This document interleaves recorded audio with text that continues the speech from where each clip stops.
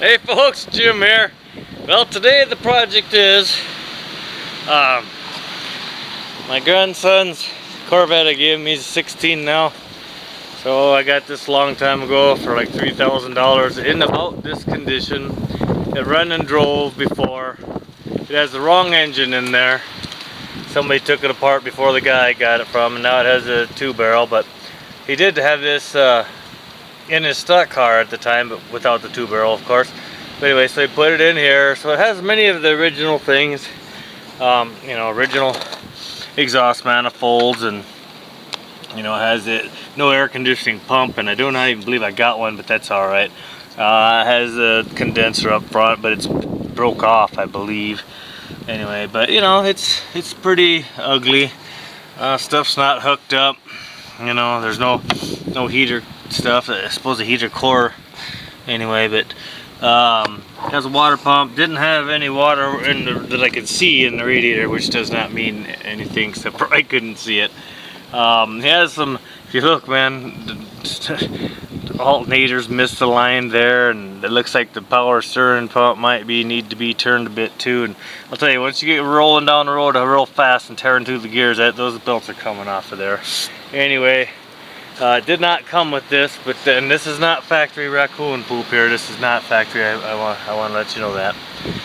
Okay, raccoon got in there and did the raccoon thing. But and here's the underside of the hood. Somebody started doing stuff. This car I saw on the road years ago on the side up in Bixby, Minnesota, and it was off to the side forever with some tarps on it, and it had tires on the tarps to hold it down all. And I looked underneath it once, checked out, talked to the people, and oh yeah, they never got back to me. Anyway, so then it was years later, and then it was years later, it was gone. It's like, oh my god.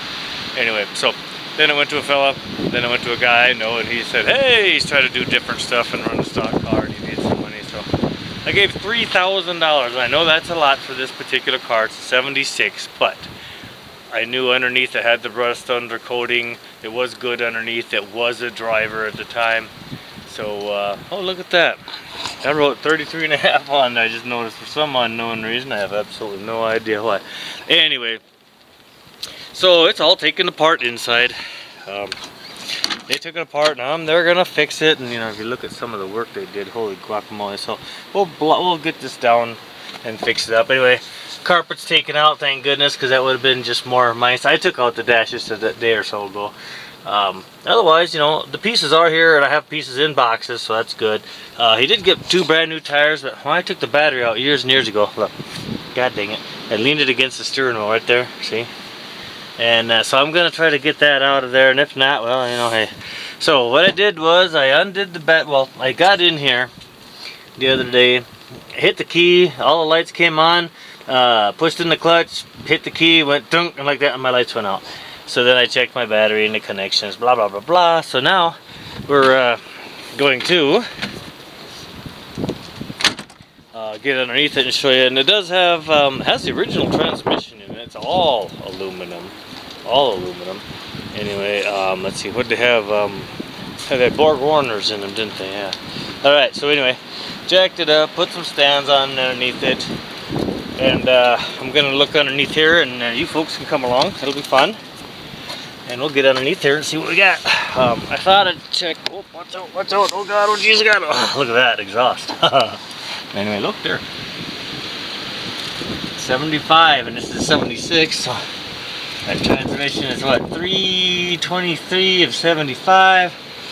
So it's probably when about the time this was assembled. Anyway, so the plan here is today is, if you look, there's some really crappy connections on like that, and then there's some taped up stuff. If you look up, let's see if we can get you in there. Nah. Anyway, so I'm gonna undo the connections to the starter and pull the wires down a bit, and I'm gonna look at the wires, and everything is well lubed, as you can see. Anyway, but you know, it's not all rusty. Well, it is rusty a little bit, but that caked on stuff is that undercoating from the factory, so it's actually kind of okay. Kinda. It's you know, it was beat to death. I don't even know how many miles on it, but that's okay. It don't matter. This is going to be just for fun and dicking around. So put a 454 in here, keep it 4-speed, and maybe do some weird shit. you know, but first we'll get this one running so it can drive and move, and then I can do brakes and things like that. Once we get that kind of thing going to where it runs, moves, and stops, then we'll start thinking around with the rest of it. But anyway, so the thing is those connections right there, I'm going to take them off, clean them up, put them back on, and then see if it does anything. If it don't, then I'll pull out the starter and really go for it. But right now, you know, things seem to be, uh-oh, doesn't even, look at that. I didn't even put a damn starter bolt on that side there. Do you see that? Good damn dummies. What the hell? So anyway, well maybe, you know what? Oh no, okay, sorry about that. It's a crisscross.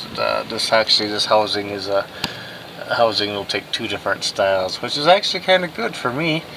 Alright, so the idea is to get in there and do like I said, and then we'll get back with you.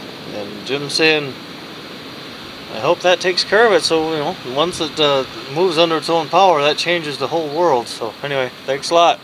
Bye now.